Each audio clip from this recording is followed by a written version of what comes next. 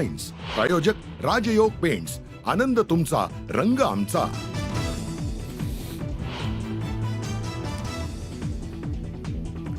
धनंजय मुंडे यांच्या सरकारी बंगल्यावर अवादा कंपनीकडे 3 कोटी मागितले गेले। खंडणीसाठी 2 कोटींची डील झाली।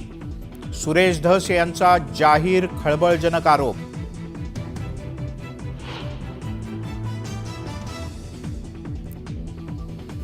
अजितदादा आधी असे नव्हते, दादा तुमच्या पाया पडतो, धनंजय मुंडे यांना मंत्रिमंडळातून काढा, सुरेश धस यांची मागणी।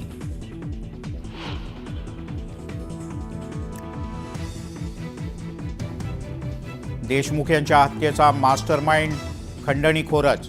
खासदार बजरंग सोनवणे यांचा वाल्मिक कराड यांच्यावर आरोप।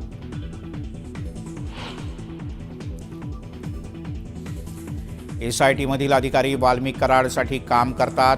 जितेंद्र आव्हाड यांचे सोशल मीडियाद्वारे गंभीर आरोप।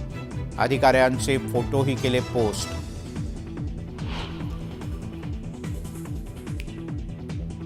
बीड प्रकरणी आरोपींना कोणीही वाचवण्याचा प्रयत्न केला तरी सोडणार नाही, मुख्यमंत्री फडणवीस यांचा इशारा।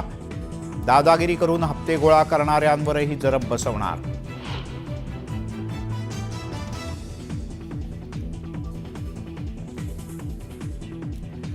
दिवसाला धमक्यांचे 700 ते 800 फोन येतात। धमक्या देणारे हे धनंजय मुंडे आणि पंकजा मुंडेंचे कार्यकर्ते। पत्रकार परिषदेत अंजली दमानिया यांचा गंभीर आरोप।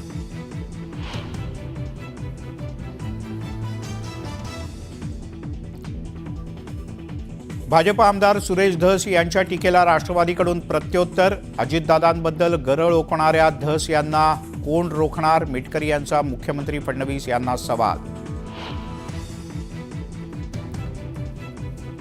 बीडमध्ये धनंजय मुंडे समर्थक आक्रमक। पोलीस स्थानकात मुंडे समर्थकांचं आंदोलन। बजरंग सोनवणे आणि सुरेश धस यांच्या विरोधात गुन्हा दाखल करण्याची मागणी।